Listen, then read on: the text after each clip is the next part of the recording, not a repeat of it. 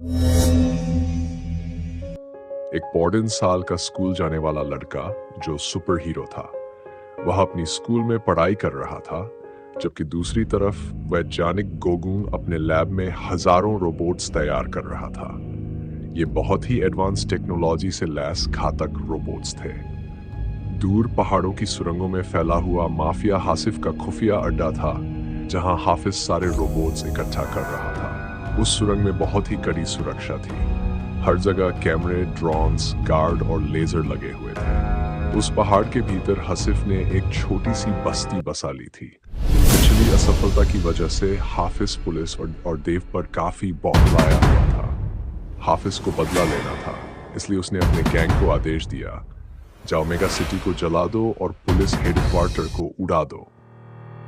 Inspector Raghav शहर में एक क्रिमिनल की गाड़ी का पीछा कर रहा था। इंस्पेक्टर राघव अपनी वैन से ही देखता है कि जिस कार का वह पीछा कर रहा था वह ब्लास्ट हो जाती है। सड़क पर बहुत सारे फायरिंग करते हुए आगे बढ़ रहे इंस्पेक्टर राघव तुरंत हेडक्वार्टर को कॉल कर संदेश दे देता है। कई पुलिस की गाड़ियां वहां आ जाती हैं और अब रोबोट्स और पुलिस के बीच मुठभेड़ शुरू हो जाती है। कई रोबोट्स पुलिस हेडक्वार्टर पर भी हमला कर देते हैं। खतरे की गंभीरता को देखते हुए हेडक्वार्टर के चीफ मिस्टर माधवन ने शनला सिक्योरिटी के हेड मिस्टर बत्रा साहब को मदद के लिए कॉल कर दिया। बत्रा साहब ने तुरंत फायर लड़ाकू हेलीकॉप्टर के साथ दर्जनों कमांडो भेज दिए। देव इन सबसे अनजान अपने स्कूल में पढ़ाई में मस्त था।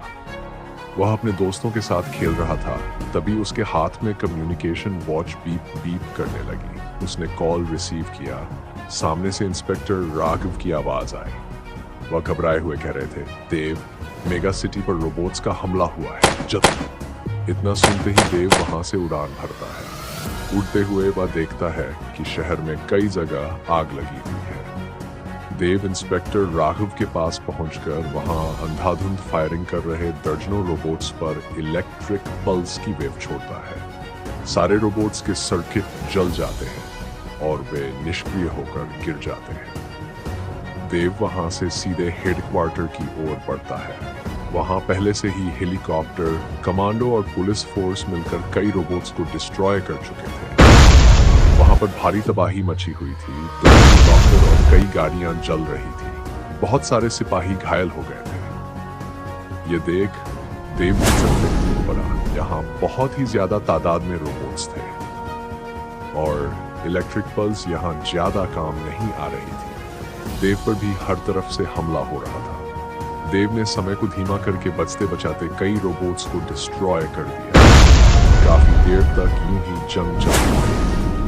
आखिर में सारे रोबोट्स खत्म हो गए।